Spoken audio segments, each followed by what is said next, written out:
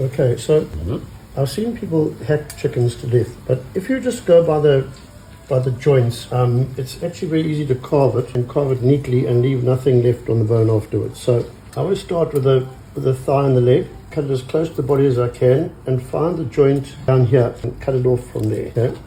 Nice and clean. That gives you your thigh and your leg, skin intact. The same thing here.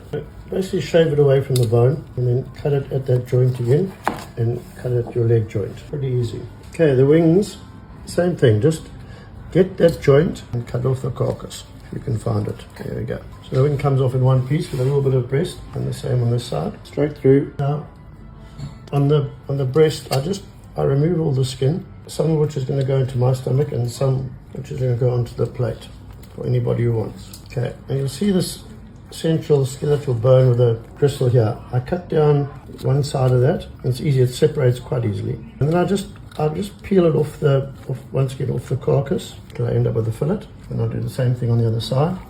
Pull it off the carcass again. I try and get on the wishbone here. I leave that, if I can, leave the wishbone in, there it is. And I take the breast off all around it and down through the skeleton again. Okay, and there's your second fillet. Okay, the wishbone, find the end of that muscle and then just cut the wishbone off. So you've got the wishbone intact with a bit of meat on it. Okay, let me do the breasts, because that's easiest. I follow get the line of the meat, so it's normally that way, so it's actually easy to cut and segment if you follow that line.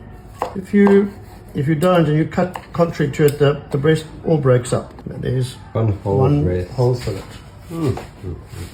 Looking good. And the same here. The skin, for anybody who wants, so much flavor on there. Now, there's not a hell of a lot of meat left on here, but I find this little piece in here. So if you look at this gristle, I'll cut through that, and I'll cut through the other one.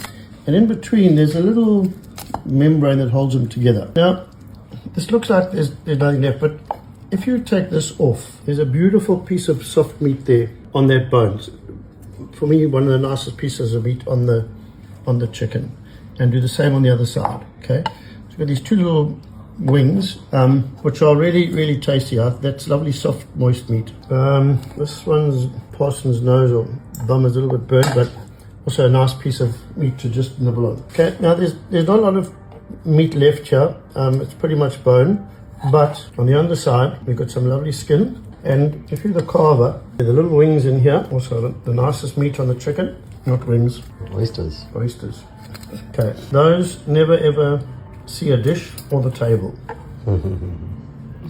If you're really lucky, you get to have one. Yeah, there's all these little bits here, which are really, really tasty pieces of meat. For this video, I'm doing this with a knife, but normally I stick my face in here and make a mess and just finish it until there's absolutely nothing left.